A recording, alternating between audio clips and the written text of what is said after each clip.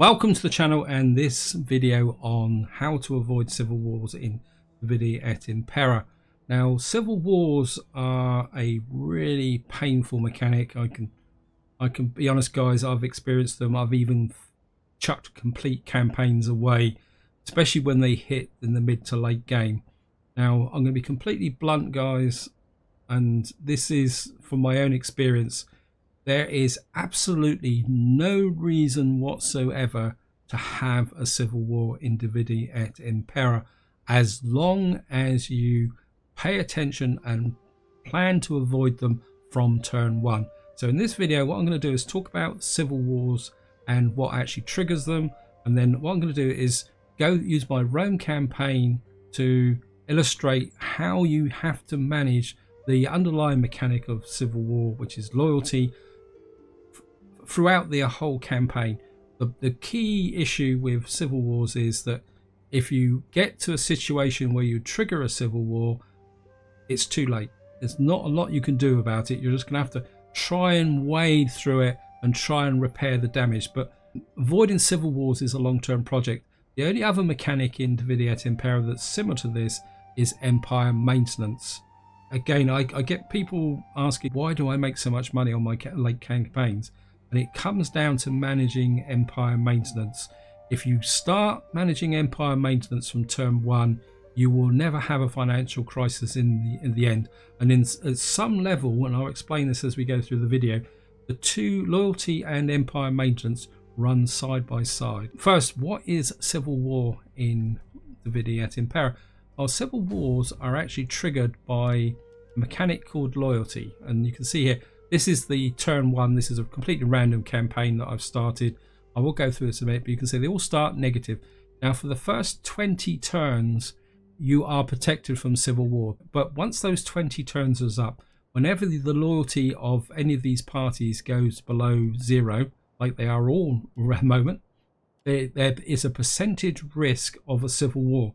And I think it's anything over 5%. Although, to be honest, I've had a civil war with only a 10% risk. So don't assume that just because it's a 10% risk, you can play 20, 30 turns and not have a civil war. I've quite literally done the 20 turns. I think it was turn 22 once. I had a 10% risk of a civil war and I had a civil war. And that's how civil wars go. But the real problem with civil wars is in the mid to late game, because they can be very devastating when you've spent 200-300 turns building up a great big empire. And I will explain that mechanic in a little more detail as we go forward. But once it goes negative, and it's only got to go negative for one turn, so even a small event like say a family leader dying, or you get a general. One of my favorite ones for triggering the civil war once is I actually killed one of these guys by accident. That caused a negative one, and then I literally rolled over the turn and got a civil war. I mean, it's crazy. So the key to avoiding civil wars is working on loyalty from turn one.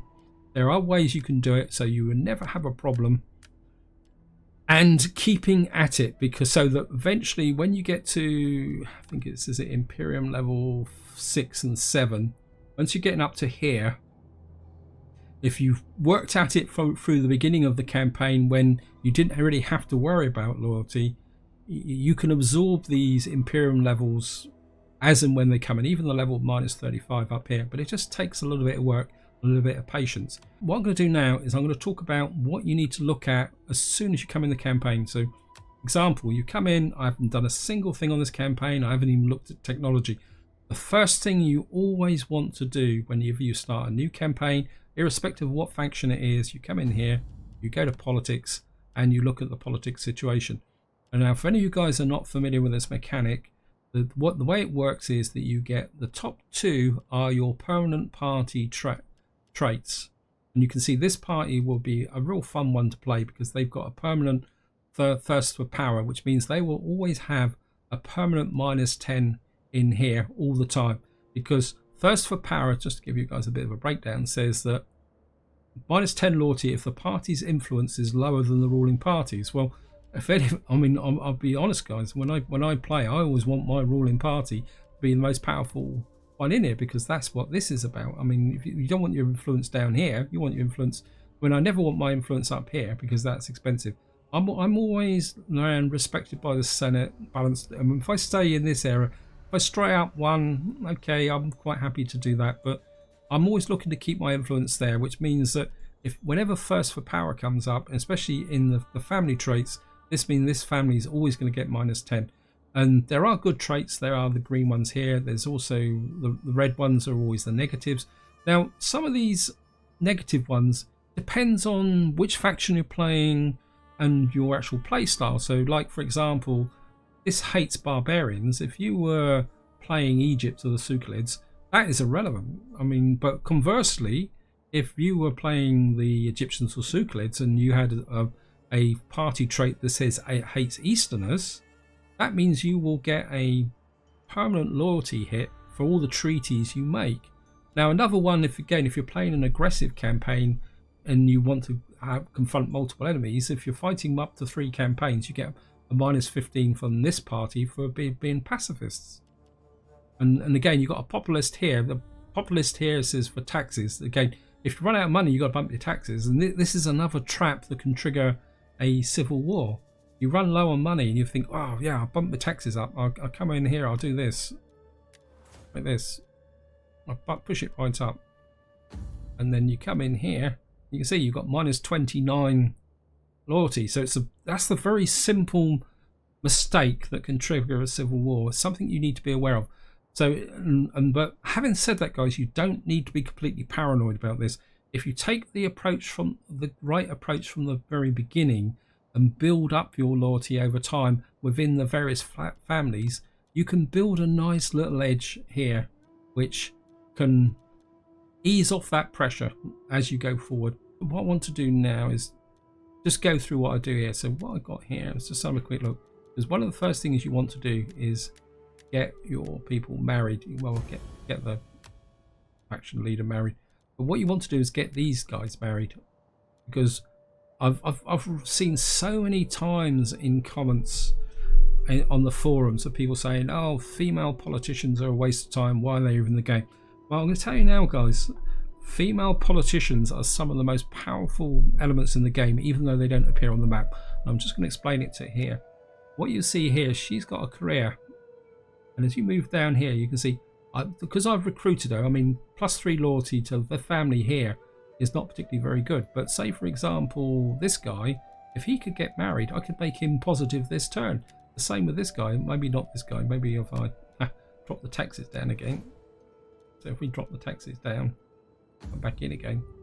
I mean, even this guy, I could lessen his thing just by getting him married. And of course, by sending her on diplomatic missions, you can see this goes up here. When you get to the top, she gets +6 loyalty to the family.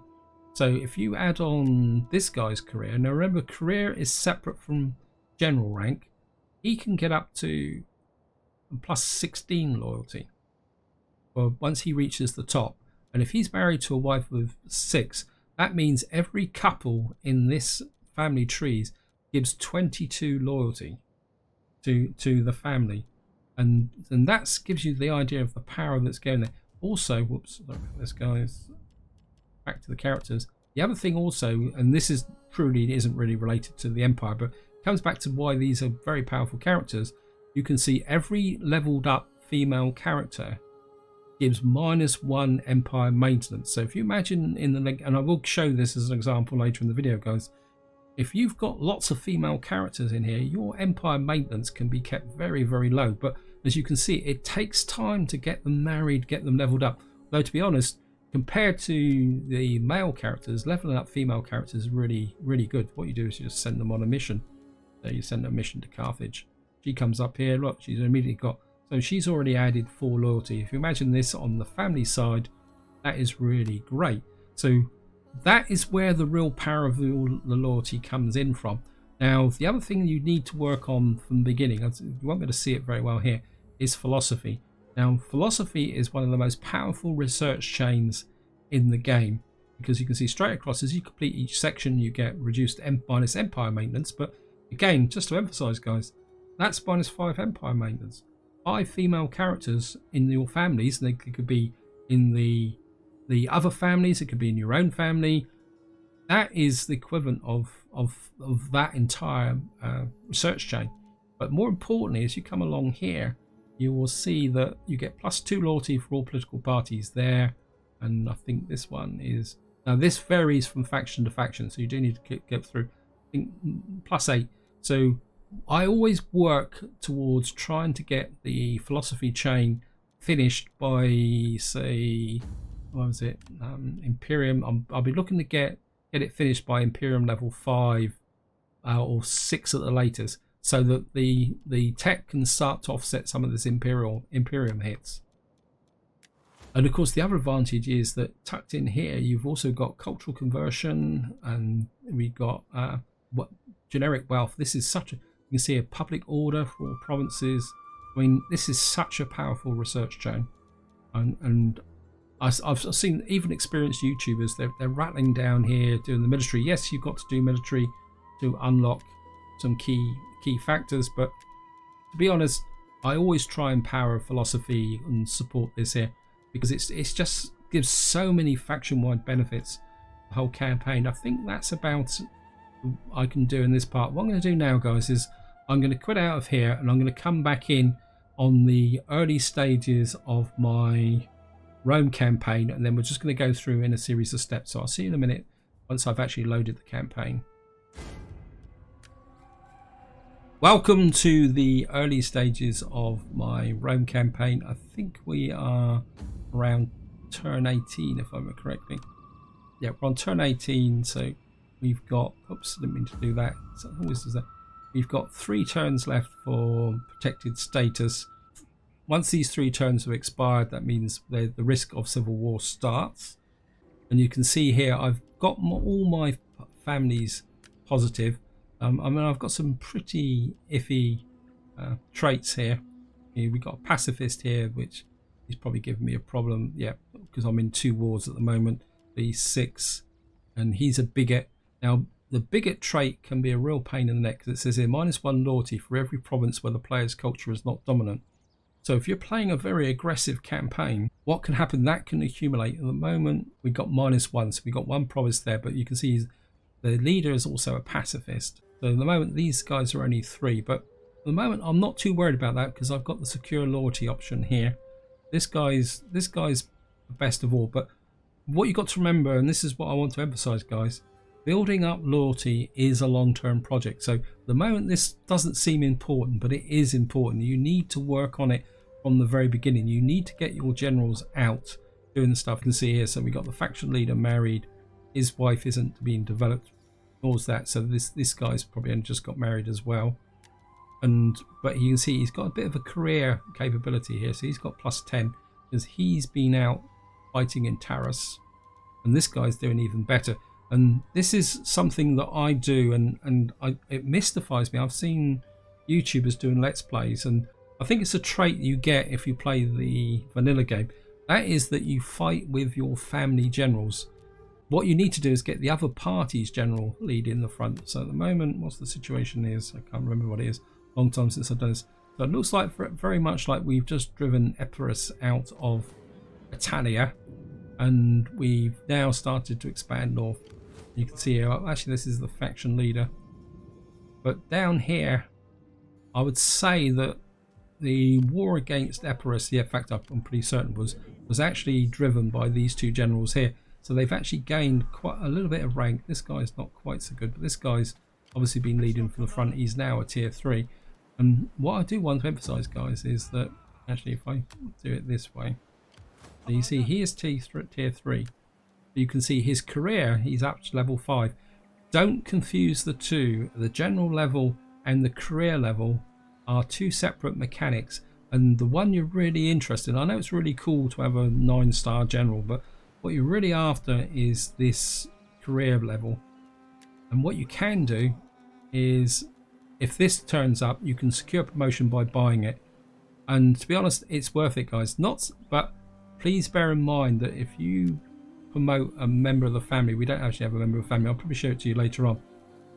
Promoting a member of your own family using this will have a negative impact on there, and that will actually show, I don't know if we got anywhere, where it says other factors. It will come at all political actions. I can't remember which one it is now. So that will actually have an effect. But what you can see here is how things are actually building up. You can see this guy hasn't fought much, so he's only got promoted characters 4. This guy's got promoted characters 13, and this guy's got promoted characters 14. And just to show you how that works, see, he's getting 14 even though he hasn't got a wife. So the moment I get him married, because I'm not going to be playing on here, you can see straight away now you can see their promoted characters 70. So just by getting him a wife here, that family loyalty is actually built up, and I can do the same for here. So he's 5. Well, let's get him married. I'm probably spending money that I shouldn't be spending. It's always a difficult judgment call when the money's tight, but this is, and again, I've seen players neglecting this, but you really need to get these female characters in, adding, and then developing them, because it just makes such a big difference to loyalty. But you can see here we've now got 6, 8, 6. That will make things a bit more stable. You see, he's won 4 battles actually. He hasn't won any battles, so he's probably been a support general. But I've probably been easing off with this guy because he's got better traits. These guys are the ones with the problem traits. Yeah, this guy's definitely been doing all the real fighting. You can see that 18 turns in, I've already got philosophy underway, and I'll be starting to push that forward. Now, one of the important things you need to remember is that as you go forward, try and get the other party generals into the front line fighting. So things are looking good there. Right, so I think that's all we need to show here. What I'm going to do now is I'm going to jump forward to show you a late stage point in the campaign, around maybe 100 turns, but I'll see you in a minute. Okay, welcome to the next part, and we are 104 turns into the campaign, so we're well past the safety point. Things on generally from the campaign point of view are going really well, and this is something I want to emphasize. I mean, I've pushed into North Africa, we've started to push back Carthage this way. If I remember correctly, there's a threat from Carthage here. We've got this army defending here. I've also pushed out, and we've also taken Cisalpine, and I've pushed out to Nuria here, because Nuria is one of my favorite regions to take, because it effectively pins this area by providing a very defensive garrison that stops idiot armies coming in and collapsing here. And generally on the surface, if I go to this map here, generally on the surface everything is looking good. You know, the campaign's great, I'm winning, the armies are out, but there is a sting in the tail, which I'll show you in a minute. But before that, I want to show you something else here. Now, this is something that relates to the Civil War. What you will see is, as your empire grows, parts of the map start to be dominated by the different family members. Now, these parts of the map represent the areas that would rebel should a civil war be triggered. And at the moment, it's looking pretty shaky. This gives you even more reason to focus on loyalty, keep it up, and avoid the civil war. Because, say, for example, if the Cornelia family decides to break away here, or even worse, up here, the Juno family, that would break my empire. And I've got armies down here and there. And, of course, you don't know which one of these armies will rebel as well. So this could turn into a complete mess. And that's the reason why you really need to avoid civil wars at all costs. Now, the reason I've chosen this save game is if I come into here and we go to politics, you can see I'm in a little bit of trouble here at the moment. I'm running a 3% risk of civil war, and the reason for that is I think I've just actually lost a leader, and what's actually happened is the Cornelian family have lost loyalty, and that's actually also reflected back onto these guys here. So what the problem is here, and the other problem is also, you can see here that I'm currently in 3 wars, and because these guys are pacifists, I'm taking a -15 hit from this area here. But we can fix this, guys. Well, one of the quick ways you can fix this, if you've got the money, is just go like that, and then that brings the risk back to 0. But you do need to fix this in the long term. Just relying on this is not the best way to do it. And to be honest, I've never ever used provoke. Can't understand the reason why anyone would want to do that. You can see the difference. This fact, the plebeians are okay because they don't have any negative traits. This comes back to what I was saying, negative traits. And just to give you a bit of a breakdown, to show you how much worse this could be if you weren't using your other party's generals on front lines and getting them fighting. You can see here, and getting them promoted. You can see here, this has got promoted characters 22, this is 20, this is 20. So I've been, but it looks very much at this point I'm rotating my generals round to try and get some. I don't know where you're in Syracuse. You're actually in Africa fighting and Asculum. And okay, where you are actually, Asculum. Oh, you're over here. You're actually an admiral. So what I've actually done is rotate. It looks like I've been using this general to fight, and what I've done is rotated him out to give him a bit of a rest as an admiral at the moment, and he's sat over here defending this shoreline. And what was the other one? We got one here, and it looks like I've just raised this general. Yeah, again, it looks like I've rotated this general back to here, and I'm now raising him as a new army. And because if I remember correctly from this campaign, I was getting a lot of grief from Carthage here, hitting these two settlements. This is why this general's here. And this is another tip, guys. If you get in a situation where there's a good chance you may lose a battle or lose a general, rotate in a family member, because especially a junior family member, although this one's, yeah, I suppose he's probably got a bit of rank from defending Panormus here, because the last thing you want, especially when you're in a bit of a shaky situation and during the early part of the game, is you don't want to lose one of these guys, these party leaders, because there's quite a massive penalty that lasts several turns, which can then trigger a civil war. This actually happened to me. I was quite happily trundling along, I was winning everything, and then I had a bad battle. The general got killed, the loyalty went negative, I didn't notice, and then 2 turns later I had a civil war.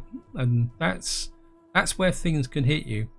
And this is why you need to manage your generals. So you need your other parties' generals out fighting, but don't expose them to unnecessary danger unless you really intend to get them killed.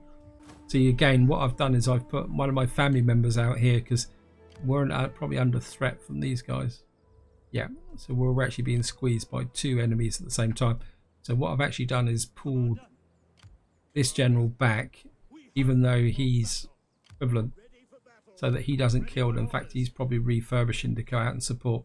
And we've got a new defensive general here because these guys aren't actually at war with us at the moment, but they're a threat. That's a part of the process of thinking you need to do, because what you really need is these other parties' generals to live so that they can build up and gain that promoted characters. Now, just to give you a bit of a breakdown with the female characters, I mean, I'd love to get her married, or one of them, although it says they're both married at the moment. Oh, she's actually married to Gaius Fabricus Lusicanus. So yeah, that explains this situation here. And you see there's there. Now the problem with that is that it's all right when she marries into him, but if for some reason he marries one of the daughters of your family, in fact I'll show it in a later game because I don't think I've actually got to this point, the members of these families can actually show up in your family tree, and things can get a little bit messy. But let's just give you a bit of a breakdown here. You can see what I've been doing is pushing all the female members. They're all maxed out, they're all contributing +6 loyalty to their various factions. And that's partly why this situation isn't as bad as it could be. I mean, if I hadn't been concentrating on building these up, that situation would be a lot worse. And you can see here that the other female characters, I'm building them up, I'm not giving them as much priority as they were. We got a couple over here, and of course we got a couple of other characters here. But to be honest, once I get past the initial, say, 50 turns, I never recruit a general from here. You can see from here, especially for the family.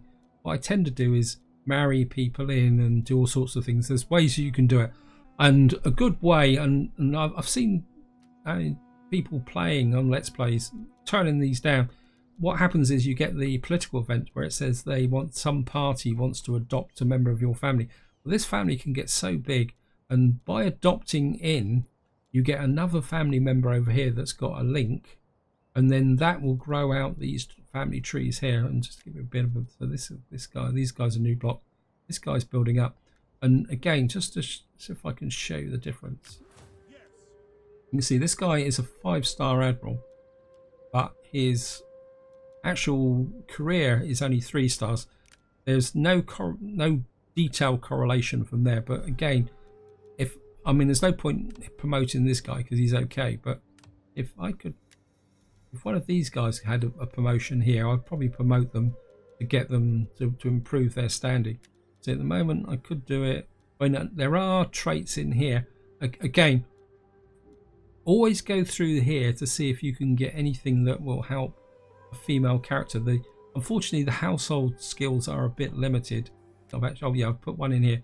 You can see here what I've actually done is given her some authority and some gravitas. And what have you got here? And a bit more authority. That just pushes them up a little bit to help the overall campaign. I don't think I've got anything else in here, no, because that can all add up and accumulate over time, guys. And the only other thing I want to show you is if I come in here with this, you can see that these have got whole provinces. Now another way you can actually fix the situation is you come in here. If you've got an edict, see the moment the edict on here is cash. Actually, what's this one own? This is actually the Cornelian family. So another way that you can get a permanent boost to loyalty, which can help you out with situations, is if you come into here. If I pop that, it won't kick in till the next turn, but if I show you back in here now, what will actually happen is that this will go to 1 on the next turn, because in here, once that edict takes over, this will have a permanent +10 due to the edict. And this is a good way to offset the really bad party traits like say thirst for power or something like that. And in some ways that will go a long way to cancelling the effect of this here. The only downside with this is the fact that you actually lose cash. Now, just to give any of you guys a bit of an update on Empire maintenance, you can see I'm now running Empire maintenance at 26.2%.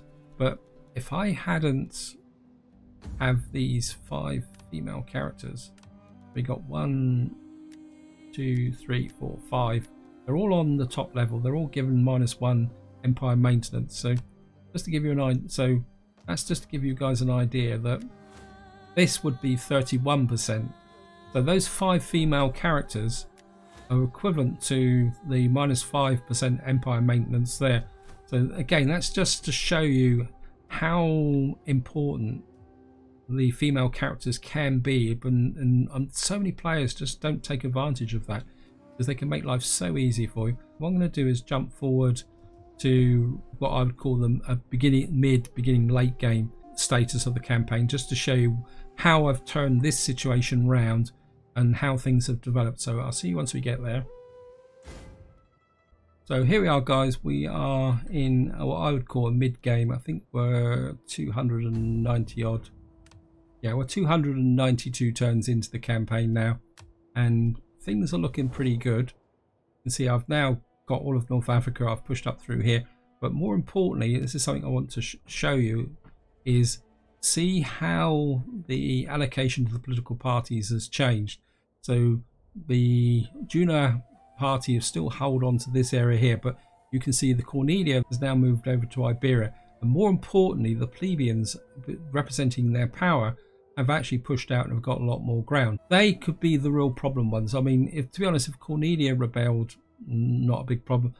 So the 2 real threats at the moment is the here and here. I come in here to politics. You can see I've now got things well under control. You can see I've now got promoted characters with a 61, and this one is 51, and this one is 47. I mean, we're still living with the pacifist here who's given a bit of problem.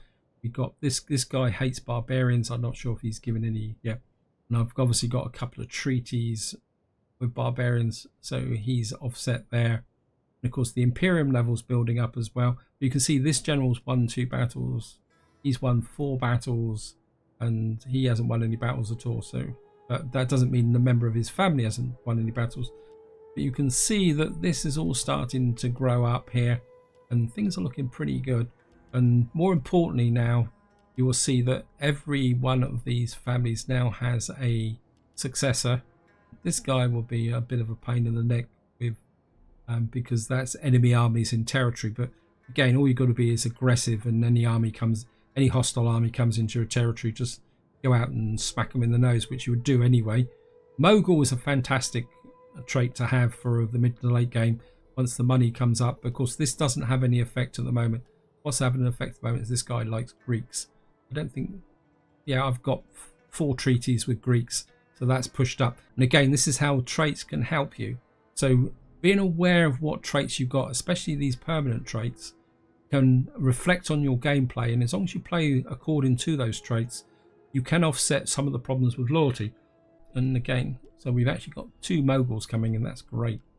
That's going to really make a big difference, because if I remember correctly, the money's starting to flow. I've got 183,000 at the start of this turn, and I've got making 21,000 income. And for any of you guys wondering how I got it, is if I come in here just to show you, see that empire maintenance, cast your mind back what I just showed you in the previous section. I had an empire maintenance of 27%. I've actually reduced my empire maintenance to 14%. Again, that emphasizes empire maintenance is the long-term foundation. You cannot fix empire maintenance in 10 or 20 turns. The fact that I did the groundwork in the early part of the campaign is now reaping benefits. And just to show you the, not diplomacy, what am I on about? The technology tree, you can see here I've completely finished philosophy, and I've got all the benefits from philosophy now. I've got the +8 loyalty from all political parties, and I've got natural philosophy here, which is giving me cultural conversion. This is another 6 there. I mean, these are 2, especially if you're playing Rome, because we've got to remember the tech tree does change per faction. Getting these by the mid game just makes it so easy to roll forward. And probably the best way to explain it is if I can come up here. I've already completely taken this province here, but here's a good example. I've just taken this from the Bacilla, and what I'm already doing is pumping in as much cultural influence as possible. You can see I'm already virtually the equivalent now, and I'm still building a temple to push that up even further. And that's where the advantage of having this tech up and running so early. You can see also you get the benefit of the public order. I mean, this is such a powerful tech tree to finish. Anyway, I've digressed a little bit, and as I say, you can see things are looking good. I've built this up, and what I'm going to do now is just give you guys a little bit of a run through the family, just to give you an idea where I've got that from. And you can see I've now built up the family trees considerably. And I'll be completely honest, guys, it annoys me when I've watched the Let's Play. I won't say whose Let's Play it was. They were in this point in the game. They had a massive family tree, and they had like 1-2 generals in all these families. And this is what I do as I recruit people here. And just to show you, if I turn off deceased, try and shrink this massive tree down. This tree's got very big. You see what's actually happened now is this family tree is growing. These are the adopted, where people have been adopted in. I think it can get even further. I think I might have another tree there over here actually, or is it mine? Oh yeah, you can see I've got another adopted tree over here. In fact, you can see, and this is the result of me accepting adoptions, especially wives. I mean, a perfect adoption is when they adopt a female character into here, because that immediately gives you a free general. So she's married, so when she was adopted, I effectively got this guy for free, and he's actually Patricius Colonia. There we go.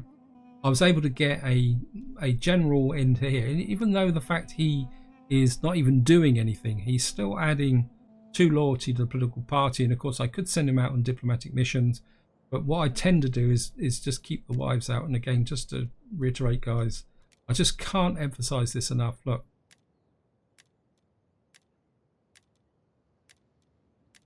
oh, these are 2 new wives, so obviously they're still under development. And again, this is what you need to do, is just because you've got lots of there and the loyalty is high, don't neglect these. Start developing them. And the same with the admirals and generals. See, I've got this guy in as an admiral.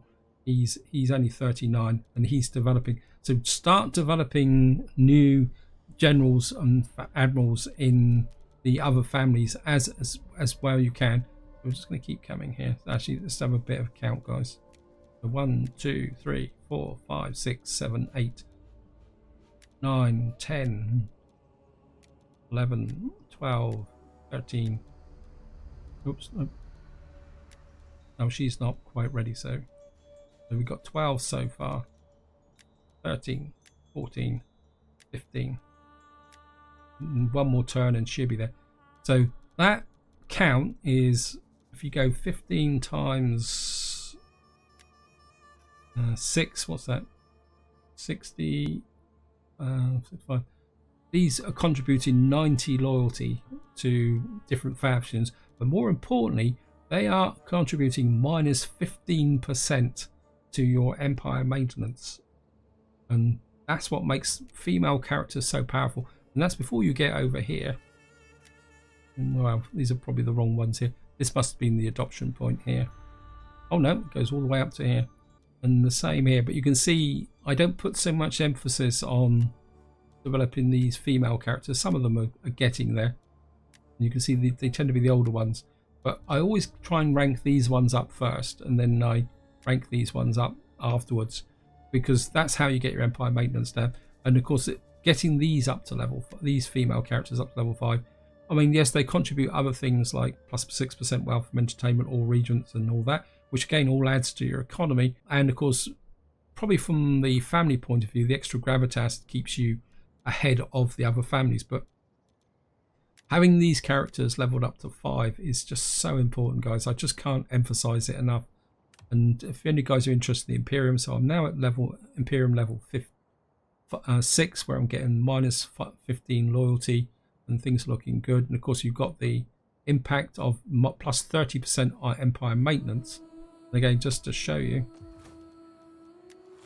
mine is 14%, and that is the effect of the tech and the female characters. And of course, the other thing I also do, and I know it's an aside, guys, but what I tend to do is if I got an admiral here, I tend to focus the admiral on these techs as well.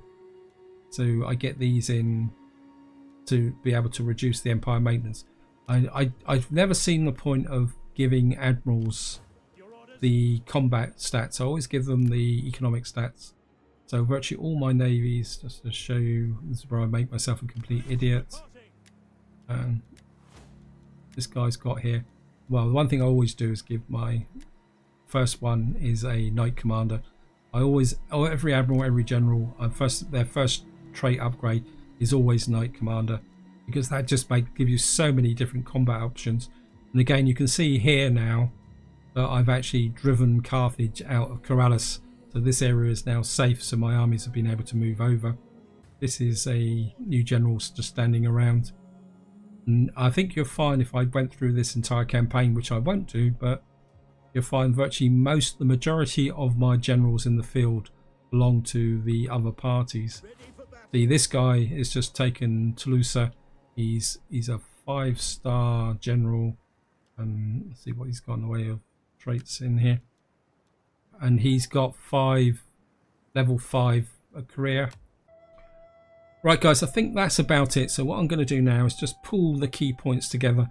Loyalty and empire maintenance are long-term developmental elements of the game, which you need to start on one turn. One for loyalty, if you want to avoid a civil war. I mean, if you want a civil war, just ignore it. You're bound to get one. And also on the financial side, empire maintenance. If you get your empire maintenance up and running and developing, by the time you actually need it in the mid to late game, your empire maintenance will be really low. You'll be able to enjoy a really good income of like 22,000 a turn and be able to maintain a healthy bank balance with a full set of armies. Just to show you guys, just come in the summary, you can see I've got 14 armies in the field and 7 fleets, and I've still got an income of 22,471 a turn.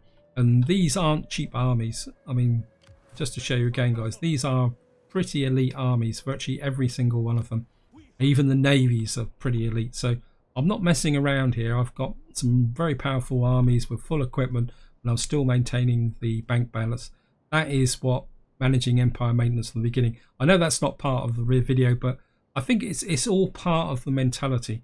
And the same goes to loyalty. If you start working on the loyalty from the beginning, work on building up the families, don't fall into the trap of trying to just have absolute minimal generals and trying to beat them and being paranoid about them being in charge of big armies and they're going to attack you and break away.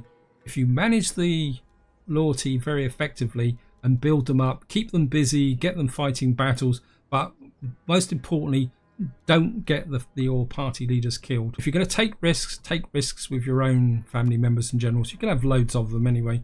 When you've always got, I mean, the heir and the spare is probably a very good adage for Divide et Impera.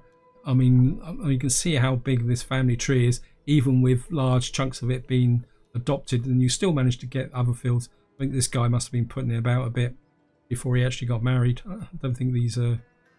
anyway, or correction, he may have been married and then his wife died and then he got married to her and then he had another child by that. Anyway, that's all part of the intrigues of the imperial family.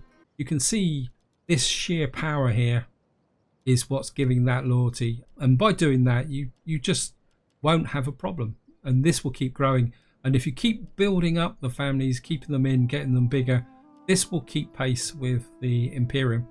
You can see that, so effectively I've got another 20 minus 20 loyalty to deal with, and to be honest, at the moment I'm in the point I could absorb that even now with the family structure I've got. But of course you need to keep doing this all the way through the campaign, bringing these new characters on and developing them. Especially, where was it? So these female characters need to go on. And of course you do need to keep bringing through the new junior members. More importantly, keep an eye on your successors. If you've got a real turkey, try and get rid of him early, or otherwise just manage the expectation of when that turkey becomes leader of the party. I mean, sometimes it's just, if they're already old, they're not going to be around very long anyway.